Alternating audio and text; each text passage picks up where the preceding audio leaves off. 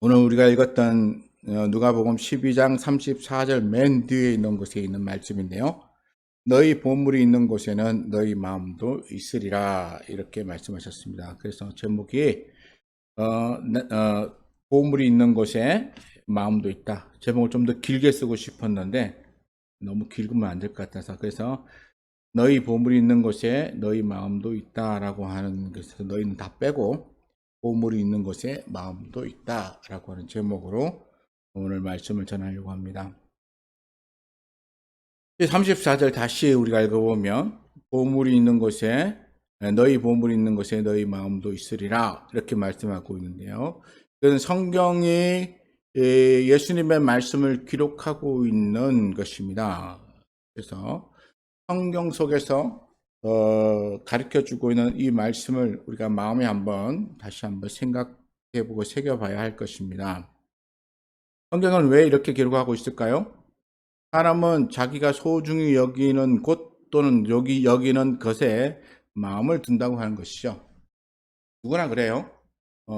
자기가 소중히 여기는 사람이 있으면 언제나 그 소중히 여기는 사람이 생각나게 되죠. 그리고 그 사람이 어떻게 지냈는가 하는 것도 생각납니다.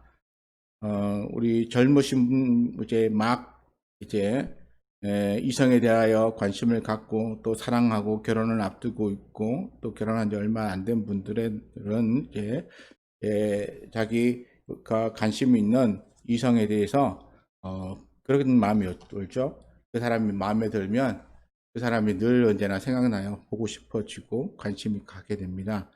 이게 예, 그 사람이 그만큼 소중한 보물 같은 존재라고 여겨지기 때문에 마음이 그렇게 가는 거예요. 그건 당연한 것이죠. 그걸 다른 말로 말하면 인지상정이라고 합니다.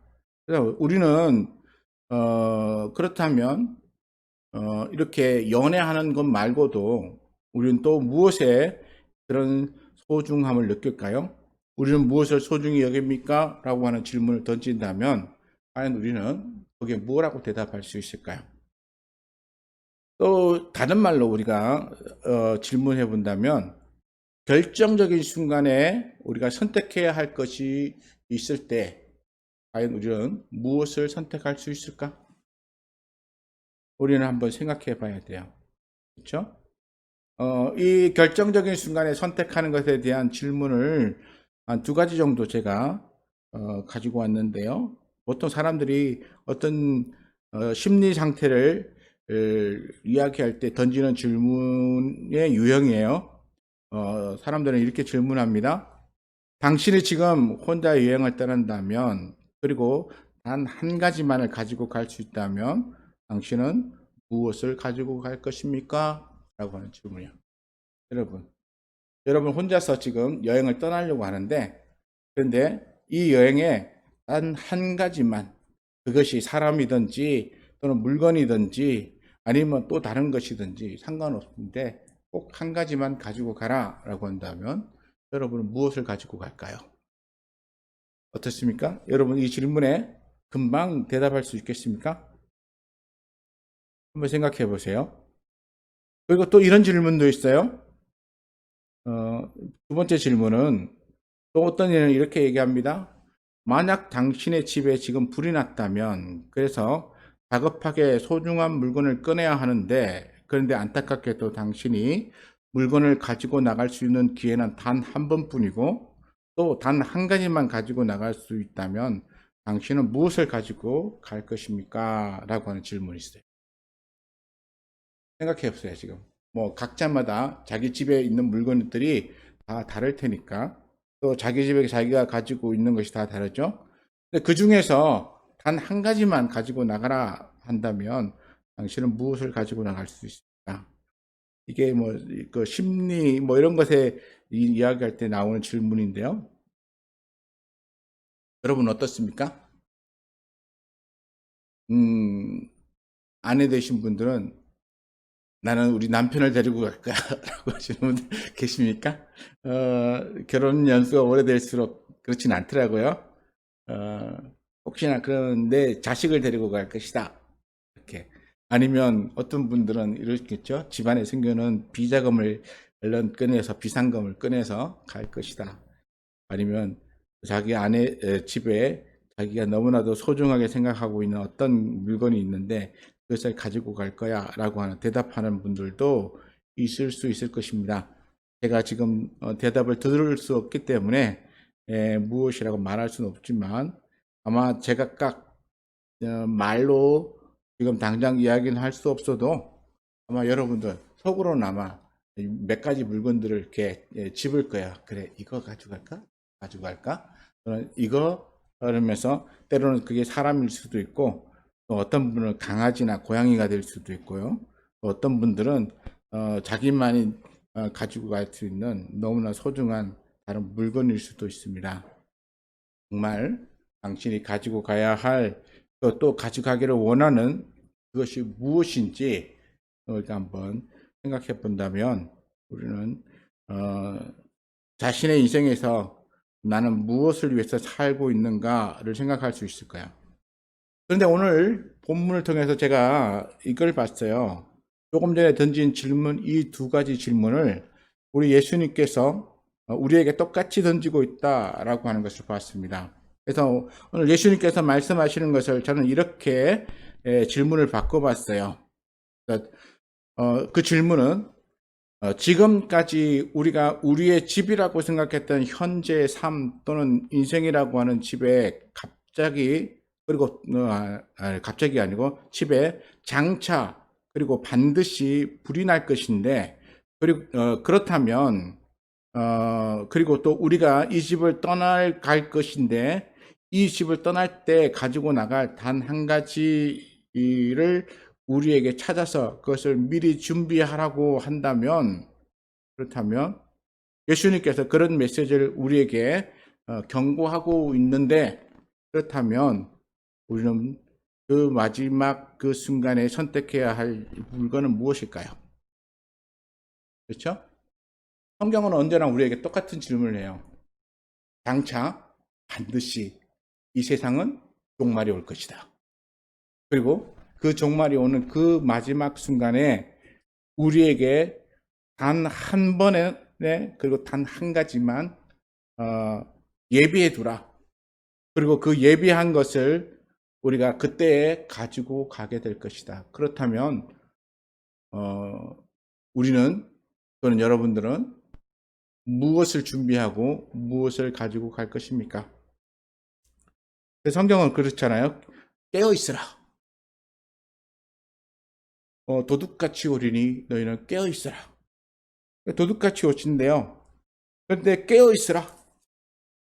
마치 혼인잔치에 신랑이 늦게 올 때에 슬기로운 다섯 처녀와 지혜롭지 못한 다섯 처녀가 등을 준비하고 나갔지만 그러나 준비하지 못한 다섯 처녀의 모습처럼 우리가 주님이 오신 날 이렇게 예배하지 못하고 맞이하지 못할 수도 있지 않는가. 미리 깨어 준비하고 있으라. 널 우리에게 그 마지막 순간은 장차 반드시 올 것이다. 그때 너희가 준비해야 할 단 한 가지는 무엇인가? 이런 질문을 계속 우리에게 던져주고 있어요. 그런데 사람들은 이렇게 심리적인 얘기, 여행을 간다면 당신이 무엇을 가지고 갈 것입니까? 당신의 집에 불이 난다면 당신은 그 집에서 무엇을 가지고 나올 것입니까? 이런 질문에는 관심이 있지만 우리 주님이 말하는 내 인생이 반드시 너희 집에 불이 날 것인데 그때에 가지고 나갈 것을 미리 준비해라, 깨어 있어라 라고 하는 말에 우리는 너무 간과하고 있는 거 아닌가라는 생각이 듭니다. 그래서 오늘은 그 얘기를 하고 싶어요. 정말 우리 인생, 내가 말하는 지금 현재 살고 있는 내 인생이라는 집이 반드시 무너질 텐데 그 무너지는 집, 그리고 무너지고 난 다음에 가지고 갈 나의 이 세상에서의 삶에서의 유일한 것 또는 물건 또는 유일한 단어 어떤 것 그 하나를 우리 주님께서 준비하라고 했을 때 나는 무엇을 준비하고 무엇을 가지고 갈 것인가? 성경은 우리에게 말하고 있는데 여러분 다시 한번 생각해 보세요. 성경이 말할 때 나는 무엇을 생각하고 무엇을 준비하고 있었나요?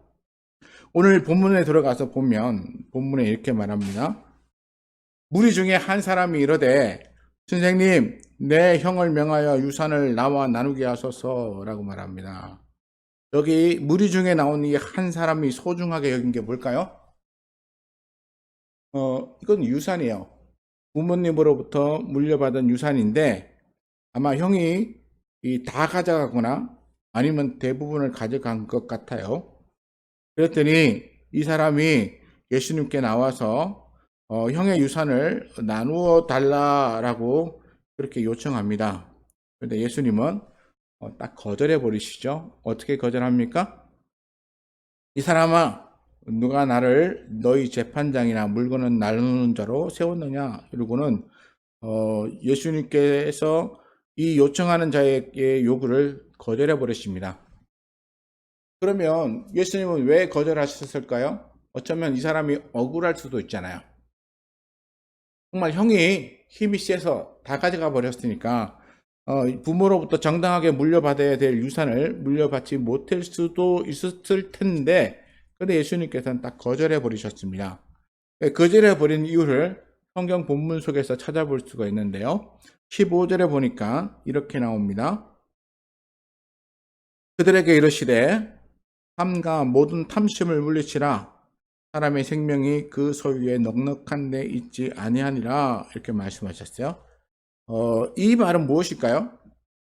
결국 형으로 하여금 재산을 나누어서 유산을 나누어서 받기를 원하는 이 사람의 마음 속에 있는 것은 탐심이라고 하는 것을 우리 주님이 아셨죠. 탐심이 뭐예요? 탐심은 욕심이죠. 더 많이 갖고 싶은 이 소유욕이에요. 그래서 자기가 얻고자 하는 것에 대한 것을 더 많이 요구하는 것이 탐심이라고 우리는 말할 수 있습니다. 정당하지 못하게 남의 것을 갖고자 할 때 또 탐심이라고 하는 단어를 쓰고요. 또 어떤 이보다 더 많이 가지려고 할 때에도 탐심이라고 하는 단어를 씁니다. 그러니까 예수님은 이 유산 나누기를 원하는 이 사람의 마음속에 탐심이 있다고 생각하셨던 것 같아요. 그래서 이 사람은 형으로 하여금 부모님으로부터 물려받은 유산을 자기와 나누게 하는 것에 대한 요청을 가졌습니다. 그러면 우리는 여기서 생각해 볼 수 있는데요. 그러면 이 사람이 억울한가 억울하지 않는가라고 하는 관점에서만 보지 말고 관점을 조금 바꾸어 보면 어떨까? 어떤 관점으로 가느냐 하면 이 사람이 유산을 나누는 것을 굉장히 소중하게 여겼는데, 그렇다면 이 유산을 형과 나누게 될 때 생겨나는 이 문제점에 대해서 우리가 한번 생각해 봤으면 좋겠어요. 형과 유산을 나누려고 한다면 첫째는 뭐가 생겨요? 이 가족 관계가 깨어지는 거예요. 가족 관계. 형제라고 하는 이 형제 우애도 깨어지는 것입니다. 그리고 또 이 재산 싸움을 벌이는 이 순간부터 무슨 일이 벌어지게 되냐면 이웃에게 받게 될 질타와 또 그로 인해서 생기는 부끄러움을 갖게 되는 거예요. 그러니까 이 사람은 가족 관계가 깨어지고 형제 우애 깨어지고 이웃에게 질타받고 또 그로 인해서 자신은 부끄러운 일이 생기게 되는 이 모든 것보다 뭘 더 중요하게 생각했습니까? 이 사람이 중요하게 생각한 것은 유산 나누어 갖는 거예요. 그러니까 형제 간의 다툼은 자기는 그거 깨어져도 괜찮고 가족 관계 깨어져도 괜찮고 이웃에게 그 뭐랄까 이런 비난을 듣는 것도 괜찮고, 그래서 내가 조금 부끄럽게 여김을 받아도 괜찮고 나는 돈만 가지면 된다라고 하는 그런 생각이 아마도 이 사람 안에 있었기 때문이지 않는가. 이런 모든 관계보다 돈을 더 중요하게 여기는 사람, 아마 그래서 예수님은 이 사람을 향해서 탐심을 물리치라 라고 말했을 것입니다. 그리고 사람의 생명이 그 소유에 넉넉한 데 있지 않다라고 말합니다. 그러면 사람의 생명이 그 소유에 넉넉함에 있지 않다라고 하는 말은 무슨 뜻일까요?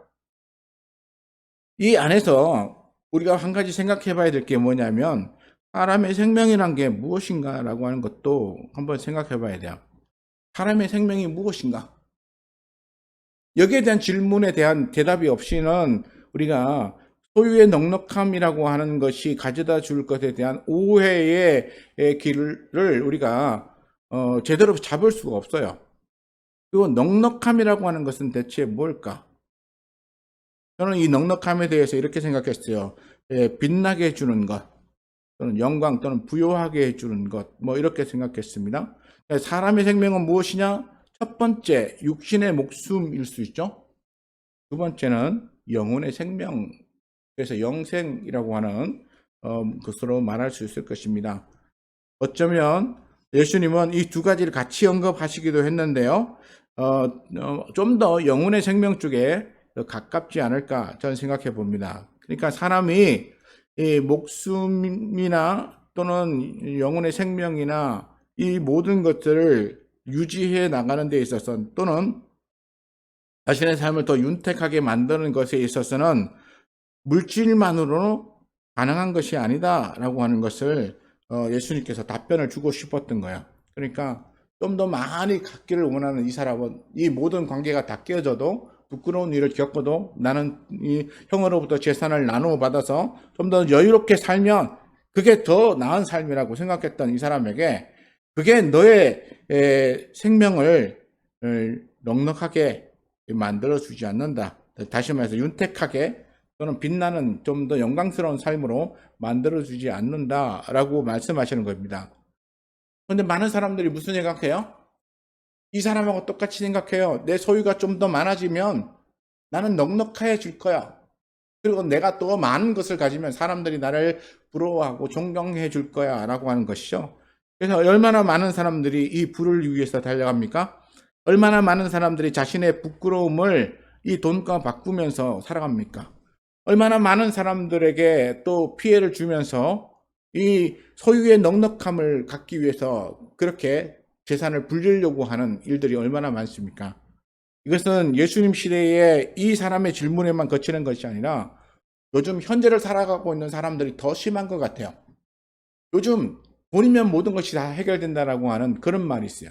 이게 물질 만능주의, 뭐 금전 만능주의, 뭐 이렇게 얘기하는데 그런 얘기가 교회 안에서도 그렇게 낯선 이야기가 아니게 돼 버린 것은 그만큼 교회에서도 돈 또는 물질 이런 것들이 그 사람을 평가하는 기준이 되어 버렸다는 것을 알 수 있어요. 그러니까 더 많이 가지면 사람들로부터 더 나은 평가를 받고 더 많이 가지면 사람들로부터 더 나은 대접을 받는다는 것을 알기 때문이죠. 그런데 정말 우리 예수님은 그렇게 대접받고 사람들에게 인정받는 이런 것에 대한 이야기를 하시는 걸까요? 아닐 겁니다. 우리 주님이 말씀하시는 이 넉넉함에 있지 않다는 것은 사람의 생명의 가치가 무엇인지 그리고 그 생명이 왜 존재해야 하는 것인지에 대해서 다시 한번 생각해 봐야 돼요. 그리고 그 생명은 과연 누가 평가해 줄 것인가 라고 하는 것에 대해서도 생각해 봐야 돼요. 사람들은 자신의 인생을 자신이나 또는 다른 사람들이 평가해 줄 것이라고 생각하지만 그러나 성경은 우리에게 그렇게 말씀하지 않아요. 성경은 언제든지 우리에게 우리의 삶에 대한 최종적인 심판은 누가 하신다고 합니까? 우리 하나님이 어디서요? 백보자 앞에서 마지막 날에 우리가 다 하나님 앞에 가면 하나님께서 그 백보자 앞에서 우리의 이름과 우리의 삶의 모든 것을 다 보여주시고 그리고 너의 인생을 이렇게 살았구나라고 심판하신다고 말씀하셨습니다. 그렇다면 우리의 생명의 소유의 넉넉함에 있지 않고 결국 무엇이 있을까요? 오늘 우리가 소유의 넉넉함을 주장하는 어떤 한 부자의 이야기를 예수님께서 비유로 드셨는데 이 비유를 통해서 다시 한번 생각해 보길 원합니다. 16절에 보면 예수님이 이렇게 말씀하셨어요. 비유로 그들에게 말씀하여 이르시되 한 부자가 밭에 소출이 풍성함에 심중에 생각하여 이르되 내가 곡식을 쌓아둘 곳이 없으니 어찌할까 하고 이렇게 말합니다. 그래서 내가 이렇게 하겠다. 어떻게 했습니까? 내 곡간을 헐고 더 크게 짓고 내 모든 곡식과 물건을 거기에 쌓아두리라. 그리고 난 다음에 그렇게 한 결과에 대해서 생각했어요. 그러면 내가 내 영혼에게 내 영혼아 여러 해 쓸 물건들을 많이 쌓아두었으니 편히 쉬고 먹고 마시고 즐거워하자. 왜냐하면 이제 내가 이제 넉넉하게 물건을 쌓아놨기 때문에 이제 나의 삶은 윤택할 거야. 그리고 또 부유할 거야. 좀 더 나은 삶을 살 거야. 또는 안전이 이제 보장이 되었어. 이렇게 생각할 거야. 그리고 이제 내게 주어진 이 많은 시간들, 그것이 얼마나 될지 모르지만 이 부자는 이렇게 생각했을 거라고 생각해요. 앞으로 영원히, 오랫동안. 그 영혼이 얼마인지는 모르겠지만 앞으로 지속적으로 더 많은 시간 동안 나는 내가 쌓아놓은 이 재물을 통하여서 부와 평안과 또는 안전을 보장받으며 기쁘게 즐겁게 살아갈 수 있을 거야 라고 생각했을 것입니다. 그런데 우리 주님은 이 사람의 이런 생각에 대하여 뭐라고 말씀하셨을까요? 이 사람의 이 생각을 매우 어리석다라고 20절에 가서 이렇게 말씀하셨어요. 하나님이 이르시되 어리석은 자요 이렇게 말합니다. 이 사람은 자신의 뭐랄까 부유함으로 국간을 더 크게 지어서 거기다가 자기의 온갖 물건들을 다 쌓았기 때문에 이제부터는 내 영혼이 여러 해 동안 편안히 먹고 마시고 쓸 수 있을 것이다라고 생각했어요. 그러니까 사람은 자신의 소유를 넉넉하게 만들어 두면 그러면 그것이 안전할 거라고 생각한 것이죠. 이 부자처럼. 그러니까 자신을 위해서 무엇을 만듭니까? 자신을 위해서 그 큰 곳간을 만드는 거예요.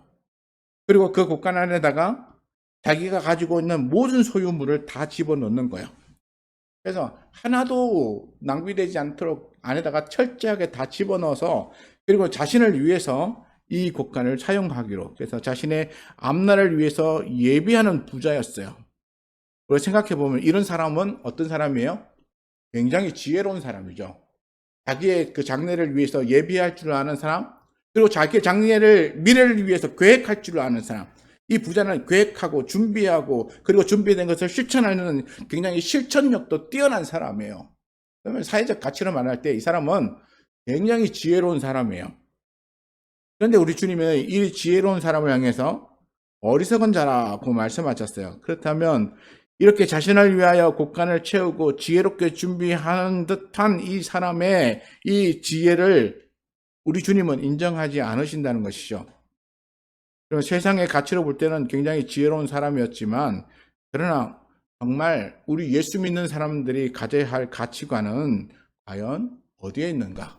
또는 어디서부터 오는 것인가? 그리고 그것을 우리는 어떻게 지켜야 하는 것인가? 라고 하는 질문을 다시 한번 던져봐야 할 것입니다. 그래서 이 탐욕이 가득한 사람이 준비한 물건, 그래서 이 탐욕이 가득한 내 영혼아 이렇게 불렀던 이 영혼은 영원할 것이라고 생각해서 그래서 자신을 위해서 재물을 땅에 가득 쌓아두었지만 그러나 이 탐욕이 가득한 영혼의 최후는 어떻게 됩니까? 이 부자는 이렇게 말했어요. 이 여러 해가 얼마큼인지는 모르지만 앞으로 지속될 더 많은 날들을 얘기했어요. 그래서 물건을 가득 쌓아놓고 이제는 즐거워하자라고 했던 그 순간에 하나님이 이렇게 말씀하셨죠. 어리석은 자여, 오늘 밤에 내 영혼을 도로 찾을 것이니 그러면 내 준비한 것이 누구의 것이 되겠느냐? 나는 여러 해 계획하고 준비하고 그래서 미래 장래를 바라보면서 아주 지혜롭게 그렇게 준비했지만 그러나 우리의 영혼을 하나님이 이렇게 도로 거둬 가신다면 그러면 그 예비해 놓은 게 지혜로운 것인가 어리석은 것인가? 우리 하나님의 관점에서 봤을 때는 어리석다는 것이죠. 세상의 지혜로 내가 많은 걸 준비했지만 그러나 우리는 알잖아요. 교통사고가 쉽게 나는 건 아니지만 어느 날 차 타고 가다가 교통사고가 나서 죽는 순간 자기 인생의 계획을 20년, 30년씩 준비하고 그렇게 해서 세워놨던 모든 소중한 계획들이 어느 날 갑자기 일어나는 불행한 사고로 인해서 한꺼번에 무너져 버리는 것. 그러면 우리가 세워놨던 그 계획들은 다 어떻게 됩니까? 다 헛것이 되는 것이죠. 그러면 어리석은 자가 되는 것입니다. 바로 이 부자의 계획도 한순간에 무너져 버린 것이죠. 그래서 주님께서 내 영혼을 오늘 밤에 도로 찾으면 그러면 너의 계획, 너가 준비한 것들이 누구의 것이 되겠느냐라고 말씀하셨어요. 그럼 우리는 이렇게 생각할 수 있어요. 사람이 자기 자신을 위해서 재물을 땅에 쌓아둘 수는 있지만, 그러나 사람이 자기의 영혼을 지키는 일은 못한다는 거야. 그러니까 우리는 우리 재물을 땅에 쌓아둘 수 있지만 사람의 영혼을 거두어 가시는 일은 하나님이 하시는 거야. 그러니까 내 영혼을 내가 지킬 수 없는 것이죠. 내가 아무리 계획해도 내 영혼을 내가 지킬 수 없는 거예요. 내가 아무리 놀라운 계획과 철저한 준비를 한다 그래도 내 영혼을 내가 지키며 보존할 수 있는 힘은 내게 없어요. 그러니까 어리석은 자라고 말합니다. 그리고 이 사람을 향해서 최종적으로 우리 주님이 뭐라고 말씀하셨냐면 21절에 가면 자기를 위하여 재물을 쌓아두고 하나님께 대하여 부여하지 못한 자가 이와 같을 것이다. 보면 이 이야기는 앞의 내용하고 무슨 생뚱맞게 나가는 것처럼 들려지는데 그게 아니에요. 무슨 얘기냐면 이거는 웨스트민스터 소요리 문답 제1문에 나와 있는 질문을 통하여서 우리는 알 수 있어요. 웨스트민스터 소요리 문답 제1문이 뭔지 아십니까? 첫 번째 질문. 사람의 주된 목적은 무엇입니까? 라고 하는 거예요. 사람이 이 세상에 존재하는 주된 이유는 무엇입니까? 라고 말하는 거예요. 그래서 그 질문의 대답은 두 가지로 나오는데요. 첫 번째가 이거예요. 하나님께 영광 돌리는 것입니다. 하나님께 영광 돌리는 것이 이 사람의 주된 일이에요. 그리고 두 번째 대답은 하나님을 영원토록 즐거워하는 것입니다. 이 즐거워한다는 것이 뭐냐면 하나님이 주신 것을 받아 누리면서 그 안에서 기쁘게 감사하며 살아가는 삶을 사는 것이라고 말해요. 그러니까 하나님께 영광 돌리면서 하나님이 주시는 그 은혜의 풍요로움을 누리면서 즐겁고 기쁘게 감사하며 살아가는 삶을 사는 것, 바로 이것이 사람의 주된 목적이라고 웨스트민스터 소요리 문답 제1문에서 그렇게 말하고 있다는 것입니다. 그러면 그 질문을 오늘 21절에 갖다 대고 맞춰보면 이래요. 자기를 위하여 재물을 쌓아두고 하나님께 대하여 부여하지 못한 자, 결국 이 부자는 자기를 위하여 재물을 쌓았어요. 받은 이 물질을 하나님께 영광 돌리는 데 사용하지 않았어요. 또 하나님이 자기에게 하기를 원하는 것에 사용하지 않았어요. 이 사람은 오직 자기만을 위하여 물질을 쌓아놓고 자기가 그것을 누리면서 여러 해 동안 편안히 살 수 있을 거라고 기대하며 그렇게 살았던 것입니다. 그러니까 이 사람은 하나님에 대하여 부요한 자였습니까? 하나님에 대하여 부요하다는 뜻이 뭐예요? 하나님을 알고 하나님께 영광 돌리고 하나님의 뜻대로 감사하며 즐거워하며 사는 거예요. 이게 하나님께 대한 부요함이죠. 늘 언제나 하나님이 내 마음속에 가득하고 그 하나님을 내가 기뻐하며 그렇게 감사하며 살아가는 삶이 바로 하나님께 대하여 부요한 거예요.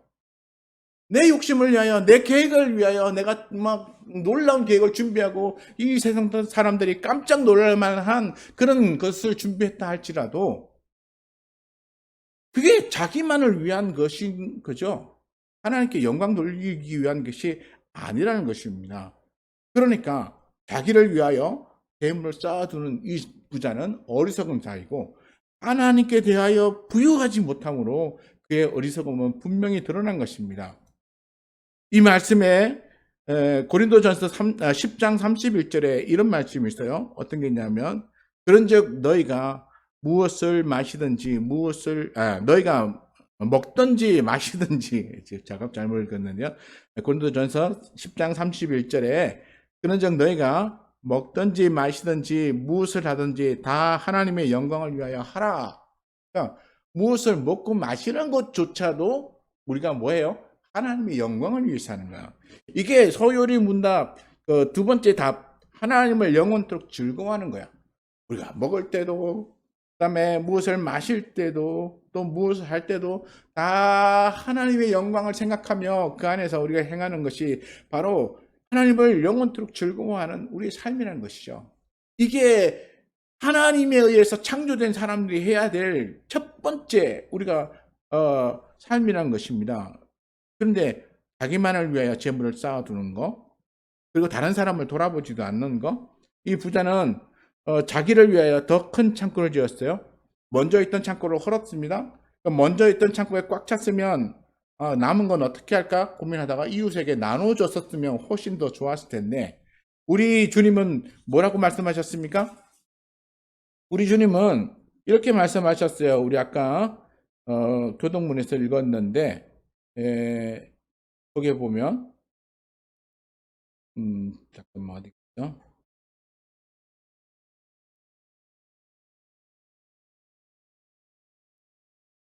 여기 있구나. 교동문에 보면 하나님은 고아의 아버지시며 과부의 재판장이시라라고. 이 고아의 아버지이시고 과부의 재판장이라는 얘기는 무엇입니까? 이 가난하고 어려운 자들을 우리 하나님은 결코 외면하지 않으시고 그들을 돌보신다는 것입니다. 그러니까 고아 같이 누군가의 도움이 필요한 존재에게 아버지같이 다가와 주시는 분이 하나님이세요. 과부같이 어려움 당할 수 있고 누군가로부터 억울한 일을 당할 수 있는 사람들에게 공정한 재판장이 되어 주시는 분이 우리 하나님이시라고 말씀합니다. 그러니까 이러한 하나님께서 우리의 모습 또는 여기 있는 이 부자의 모습을 본다면 우리에게 뭐라고 말씀하시겠습니까? 너를 위하여 더 큰 창고를 짓는 것, 이것이 정말 내가 가지고 있는 것과 똑같은 생각이냐? 라고 질문하실 거예요. 우리 아까 창고가 찼으면 남은 것들은 고아나 과부나 또는 나그네 된 자들에게 나누어주고 이웃에 필요한 대로 나누어주면서 그렇게 했었다면, 그랬다면 우리 주님이 기뻐했을 거예요. 우리 주님이 이 사람을 향해서 내가 어리석은 자라고 말하지 않았을 것입니다. 또 우리 주님이 계속해서 비유로 말씀하시는데요. 22절부터 34절까지 말씀을 우리가 봅니다. 22절 말씀에 가면 이렇게 말씀하시죠. 그러므로 내가 너희에게 이르노니 너희 목숨을 위하여 무엇을 먹을까 몸을 위하여 무엇을 입을까 염려하지 말라, 이렇게 말씀하셨어요. 이 말에 대해서 우리 먹고 쓰는 건 하나님이 다 책임져 주시니까 우리 염려 안 해도 돼, 뭐 이렇게 하나는 얘기가 아니에요. 사실은 더 중요한 것을 이야기하기 위하여 이것을 이야기하시고, 이런 부분은 그만큼 중요한가 아니고 조금 이 낮은 차원에서의 우리가 관심 둬야 할 것이다 라고 하는 것을 말씀해 주고 있어요. 그래서 무엇을 먹을까 무엇을 입을까 이런 거 염려하지 말고 살라는 것이죠. 그러면서 목숨이 음식보다 중하고 몸이 의복보다 중하니라, 이렇게 말씀하셨어요. 또 목숨이라고 하는 게 뭘까요? 여기서 우리의 육신의 생명이라고 보겠습니다. 육신의 생명. 그래서 우리의 목숨은 우리 주님이 음식보다 중하다, 그리고 의복보다도 중하다, 이렇게 말씀하셨어요. 그러면서 여기에 보면 첫 번째 비유가 뭐가 나오죠? 까마귀를 생각하라 그랬어요. 그리고 까마귀보다도 얼마나 더 귀하냐라고 말씀하심으로써 우리의 생명이 까마귀보다 귀하다라고 말씀하셨어요. 그런데 이게 또 보면 12장 6절에 가면 탐새 5마리가 나오는데, 하나님께서도 이것에 대해서도 내가 잊어버린 바 되지 않을 것이다 라고 말씀하시므로 까마귀나 참새나 이런 새 종류에 대해서도 굉장히 중요하게 생각하신다. 근데 새의 무엇을 중요하게요? 새의 목숨. 새의 목숨에 대해서 중요하게 생각하신다는 거예요. 이 참새의 목숨도 하나님 허락 없이는 땅에 떨어지지 아니하는 거예요. 까마귀도 먹이시며 그렇게 살리시는 하나님, 까마귀의 목숨도 중요하게 생각하시는 분이 하나님이세요. 그러니까 이 참새와 까마귀를 소중하게 여기시는 하나님이 사람의 목숨은 더 귀하게 여기신다라고 그렇게 말씀하고 있다는 것이죠. 그런데 여기에 대조적으로 무엇을 비유해 놨냐면 25절에 가면 또 너희 중에 누가 염려함으로 그 길을 한 자라도 더 할 수 있느냐, 이렇게 물으셨어요.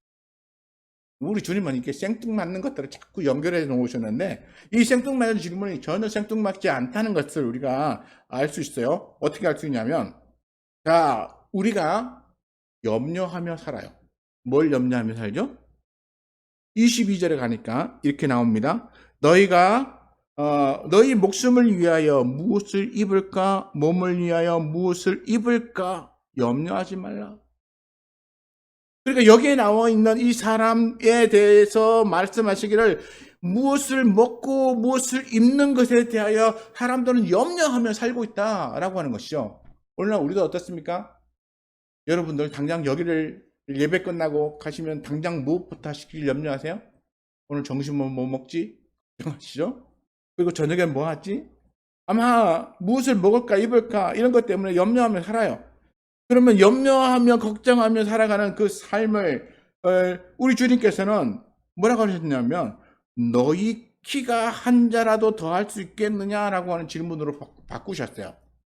한 자는 얼마 정도죠? 보통 우리가 자하면 30cm인데 내가 키가 너무 작아. 그래서 내가 키가 좀 더 컸으면 좋겠어. 한 30cm만 크면 내가 키가 얼마큼 되고 외모가 어떤 형태로 되고 아주 근사할 텐데 아마 그렇게 생각하는 사람도 있을 거예요. 그래서 내 그 외형에 대하여 그렇게 자신감을 키우고 막 이렇게 좀 더 밝은 세상을 살 수 있을 것이다 라고 하는 생각에 키를 키우겠다라고 염려하는 사람들이 아마 있을 수 있어요. 근데 그게 자기 염려, 걱정으로 되는 일인가요? 불가능하다는 것을 말씀하십니다. 이거는 너무나도 대단한 일이어서 불가능하다고 말씀하셨을까요? 우리 주님은 이렇게 말씀하셨어요. 26절에 그런즉 가장 작은 일도 하지 못하면서 이 작은 일이 뭐예요? 내가 내 키를 한 자 정도 늘리는 거, 더 크게 만드는 거 이걸 우리 주님은 굉장히 작은 일이라고 말씀하셨어요. 아니 우리 사람의 입장에서 생각해 볼 때 내가 내 키를 내가 마음대로 크게 하고 작게 할 수 있나요? 그건 안 되잖아요.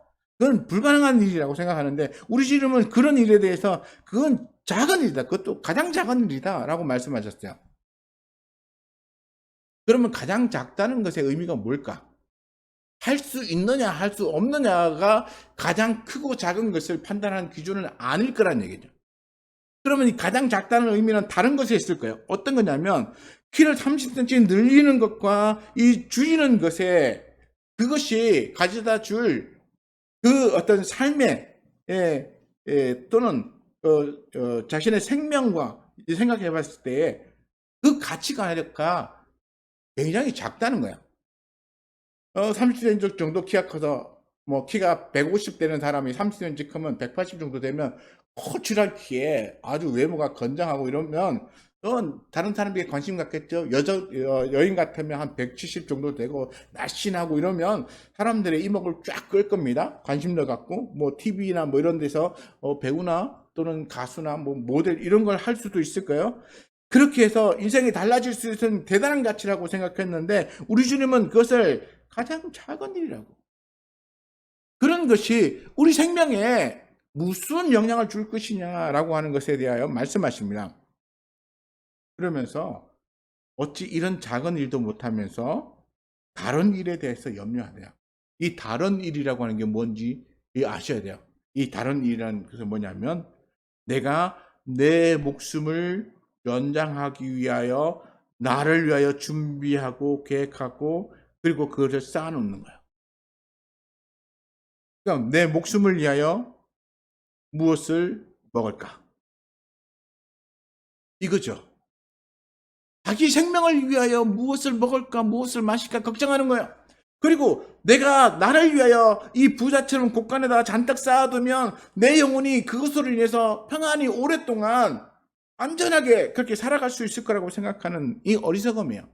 오늘도 얼마나 많은 사람들이 자기를 위하여 쌓아놓으면 그러면 그게 자기의 삶을 지켜줄 거라고 생각해요.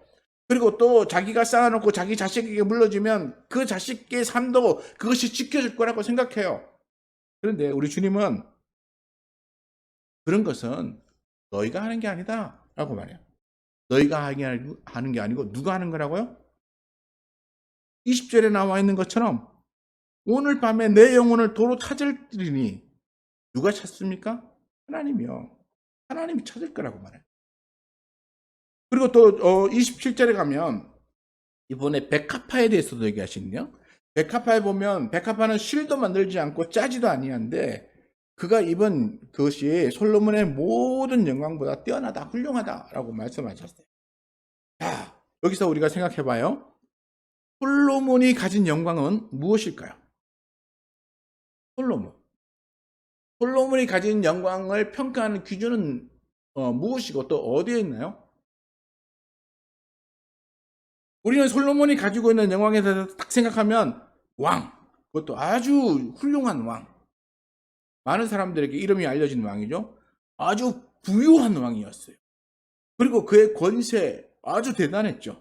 그리고 그의 지혜도 많은 사람들에게 알려져서 존경받을 만한 훌륭한 모습을 가지고 있어요. 자, 솔로몬이 가지고 있는 이 부와 권세와 지혜, 우리는 놀라운 것이라고 생각했는데, 자, 그러면 우리가 여기서 한번 생각해 봐야 돼요. 솔로몬이 그 부와 권세와 지혜를 가지고 어디에서 누구를 위하여 사용했는가? 우리가 성경을 읽어보면 처음에 시작할 때 솔로몬은 굉장히 겸손하게 시작했는데 그의 마지막에 솔로몬은 어떻게 끝났습니까?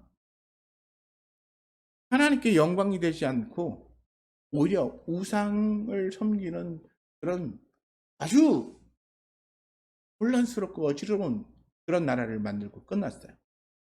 그러면 솔로몬이 가지고 있는 부와 권세와 지혜는 결국 누구를 위해서 사용한 것입니까? 솔로몬 자신을 위해서 쓴 거예요. 자기가 누리고 자기가 받고 자기가 자기 백성들을 맡기고 자기가 그 모든 영광을 왕으로서 다 차지하고 그리고 자기 마음대로 여호와 하나님을 섬기다가 우상을 섬기다가 막 그렇게 자기 자신을 위해서 썼어요. 그러면 이 솔로몬의 영광은 다 지금 평가하고 있는 이 영광은 누구의 눈에 비춰진 거예요? 사람의 눈에 비춰진 거예요. 사람의 눈에. 하나님의 기준에 비춰진 게 아니에요. 사람의 눈에 비춰진 거예요. 사람들이 보기에 와 대단한 솔로몬, 놀라운 솔로몬, 지혜롭고 권세 있고 나도 솔로몬 왕처럼 저런 거 누렸으면 좋겠다. 막 이런 부러움을 사는 사람들의 눈에 비춰진 거예요. 그에 반해서 백합화가 가지고 있는 영광은 어떨 걸까요? 들의 꽃과 같다. 뭐 여기 성경에 보니까 들풀도 이렇게 아궁이에 던져질 들풀도 아주 하찮은 사람들의 가치로 볼 때는 하찮은 거야. 보다가 아우 예쁘다 이러고 하면 끄끄 가다가 좀 시들면 버리는 그런 아주 하찮은 꽃이에요. 그런데 솔로몬의 영광을 이 꽃과 비교했을 때 솔로몬의 영광은 훌륭하지 못하다고 평가하고 있다. 솔로몬의 영광이 뭐예요? 그냥 작아요. 그런데 백합은 굉장히 놀라운 거라고. 근데 하나님께서 왜 그렇게 평가하실까요? 백합은 하나님께서 창조하신 창조의 목적 그대로 존재하는 거야. 꽃으로 창조돼서 꽃으로 피었고 하나님께서 그렇게 아름답게 피도록 만들었기 때문에 하나님의 창조의 목적대로 그렇게 피었다가 지은 거예요. 그 사람들에게 아름답게 하나님께 아름답게 그 창조의 목적대로 피었다가 지고 그렇고 그런 삶을 사는 거예요. 까마귀도 하나님의 창조의 목적대로 태어나서 그렇게 사는 거예요. 그래서 하나님은 까마귀를 그렇게 기르시는 거예요. 창조의 목적대로 존재하는 이 백합화의 그 아름다움은 하나님이 보시기에 사람이 보기에 기쁘게 해주는 그런 것으로 존재하는 거예요. 그런데 솔로몬은 자기 자신을 위해 썼다는 거죠. 자기 자신을 위해서. 처음에는 하나님의 백성을 어떻게 하겠다 이러더니 결국 자기 자신을 위해서 다 쓰고 말았어요. 그래서 솔로몬의 영광은 이 시들어버린 꽃보다 못한 것이 되어버렸고 이 꽃은 그저 아궁에 던져지는 하찮은 풀처럼 사람들에게 평가되지만 그러나 하나님의 창조 목적대로 그렇게 존재했기 때문에 그의 영광은 그대로 인정받는 거예요. 그러니까 이 땅에 살면서 우리가 가져야 될 것은 무엇입니까? 우리는 하나님의 창조의 목적대로 존재하는가? 하나님이 나를 창조하신 그대로 나를 지으신 그 목적대로 내가 존재하고 그렇게 살고 있는 것인가라고 하는 것이 우리에게는 얼마나 중요한지 몰라요. 근데 우리는 그걸 다 잊어버려요. 내가 하나님의 창조하신 목적대로 살고 있는가 아닌가를 생각하는 게 아니라 내가 하나님 믿었는데 왜 나는 이렇게 가난하게 살죠? 내가 예수 믿고 신앙생활을 이렇게 하고 또 교회도 이렇게 봉사하고 헌금도 열심히 했는데 왜 나는 이렇게 어려운 일을 당하고 고통 속에 있나요? 그러면서 결국에는 그 모든 것에 대한 질문은 내가 이 신앙생활한 목적이 부유해지지 못함으로 난 불행하거나 내 신앙에 문제가 있거나 하나님이 나를 돕지 않는다라고 생각을 하고 결론을 내려요. 그럼 그게 하나님의 창조하신 목적인가요? 나라고 하는 사람을 지으신 목적인가요? 여러분이라고 하는 사람들을 하나님이 창조하시고 이 땅에 살라고 그렇게 삶을 주신 그 목적이 여러분이 부유해지고 여러분이 사람들에게 인정받는 것인가요? 아니죠. 하나님이 창조하신 거예요. 하나님이 창조하신 그대로 하나님 앞에서 하나님이 창조하신 목적 그대로 드러내요. 하나님께 영광 돌리고 또 하나님을 영원토록 즐거워하는 삶을 살아가는 그 삶을 살 때에 그게 바로 우리가 살아가야 될 중요한 거예요. 그래서 오늘 본문에 보면 이렇게 나와요. 31절에 가면 다만 너희는 그의 나라를 구하라. 다른 곳에 마태복음에 가면 그의 나라와 그의 의를 구하라 이렇게 나오죠.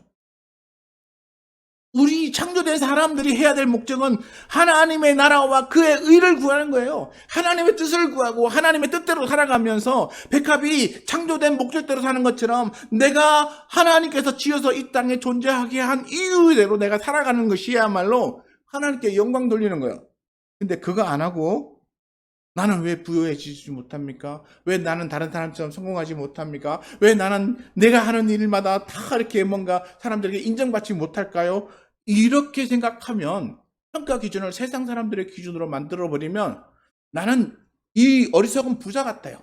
철저히 계획하고 곡간도 더 크게 짓고 많은 걸 다 쌓아놨지만 그러나 어리석은 자로 평가받는 이 사람하고 내가 뭐가 다릅니까?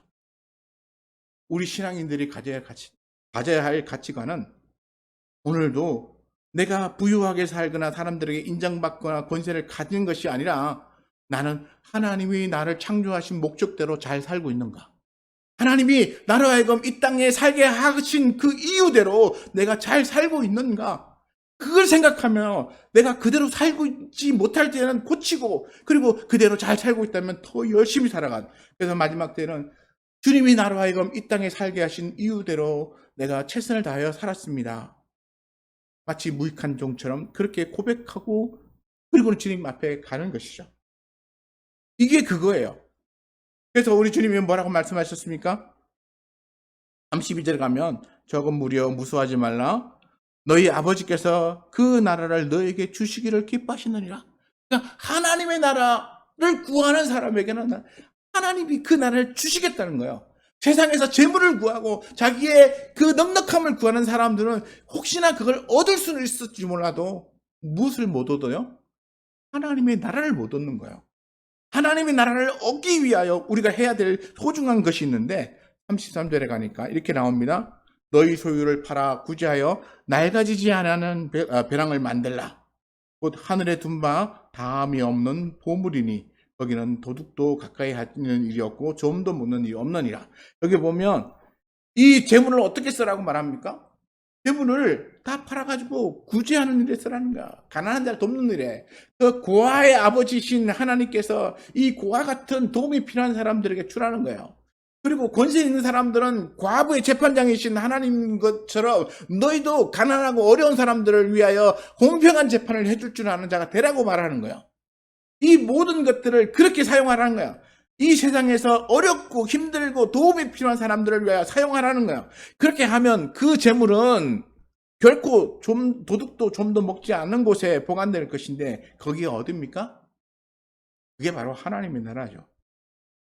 성경에는 우리에게 이렇게 말해요. 이런 이야기들을 곳곳에서 얘기하는데 젊은 부자 관원이 영생을 대하여 구하러 왔을 때 우리 주님께서는 내 소유를 다 팔아 가난한 자에게 주고 나를 따르라라고 말씀하셨어요. 나사로와 부자 이야기에서 보면 부자가 자기 문 앞에서 대문 앞에서 구걸하는 이 거지 나사로에 대하여 무관심했을 때에 그가 결국 간 곳이 어디입니까? 또 성경에 보면 도움이 필요한 자들에게 도움을 준 양의 무리에 속한 사람들에 대한 이야기도 나옵니다. 그리고 선한 사마리아인의 이야기도 우리가 들었어요. 다른 사람들은 다 무관심하게 갔지만 이 사마리아인은 아무런 대가 없이 그 사람을 도와주고 실천했어요. 삶을. 우리 주님이 이 땅 가운데서 우리에게 살라고, 그리고 우리가 관심을 가지고 살라고 말씀하신 게 뭡니까? 이 땅에서 내가 얼마나 많이 가지고 너 여유롭게 사느냐, 그것에 대한 관심을 갖지 말고 내가 하나님의 말씀대로 실천하면서 사느냐라고 하는 데 관심을 가지는. 그리고 우리 주님이 말씀하시기를 이 삶을 어떻게 해요? 하늘의 보화를 쌓는 삶으로 살라는 거예요. 이 땅에다가 재물을 쌓는 삶으로 사는 게 아니라 하나님 나라의 보화를 쌓는 삶. 그것은 하나님의 뜻대로 약하고 또 불쌍한 사람들을 도움으로써, 선을 행함으로써, 또 하나님의 말씀대로 삶으로써 하나님 나라에 쌓는 삶을 살라고 말씀하시는 거예요. 그러므로 우리는 이 땅 가운데 살아가면서 뭘 준비해야 되죠? 우리 주님이 항상 말씀하셨죠? 깨어있으라. 내가 악하니라. 도둑같이 오리니 너희는 깨어있으라. 그러면 깨어있는 동안 뭐 해야 돼요? 눈만 이렇게 뜨고 있는 건가요? 아, 난 깨어있어야지, 깨어있어야지. 이렇게 외치고 다니는 건가요? 깨어있는 동안 우리가 뭔가 해야 되잖아요. 그 깨어있는 동안 해야 하는 게 뭐냐면 여기 나와 있는 이 구제예요. 33절에 너희 소유를 팔아 구제하여 이웃을 돕는 거예요. 하나님의 말씀대로 연약한 자들을 살피는 거예요. 우리가 하나님의 말씀대로 순종하며 살아가는, 이걸 할 때에 하나님의 영광이 드러났고, 그리고 하나님이 우리를 창조하신 목적대로 우리가 사는 것이고, 우리는 그 안에서 하나님의 뜻을 이루게 되는 것입니다. 오늘 우리 성도 여러분, 여러분이 살아가는 목적이 무엇이고, 여러분 이 세상의 인생이라고 하는 이 집이 무너져 내릴 때 그 무너지는 것이 온다고 경고해 주시는 우리 주님의 말씀을 들으면서 마치 요나가 니느웨가 40일 후에 무너질 것이라고 외쳐다니고 다닌 것처럼 우리에게 그렇게 경고해 주시는 그 경고처럼 우리가 곧 이 세상이 그렇게 멸망할 것이라고 하는 외침을 듣고, 그러면 우리는 무엇을 준비해야 하나요? 우리가 준비한 그곳에 우리의 마음이 있는 거예요. 그리고 우리가 준비한 그곳에 우리도 갈 거예요. 세상을 위하여 준비하면 우리는 세상에서 같이, 세상이 망할 때 같이 망하는 거고, 우리는 주님의 말씀대로 준비하면 우리는 주님이 우리를 부르실 때 바로 그곳에 주님과 함께 있을 것입니다. 다 같이 마지막 때에 내 보물은 어디 있는가, 그리고 내 마음은 어디 있는가 다시 한번 생각하시고, 이렇게 그 보물과 그 마음을 온전한 곳에 두시는 저와 여러분 되시기를 축원합니다. 기도하겠습니다.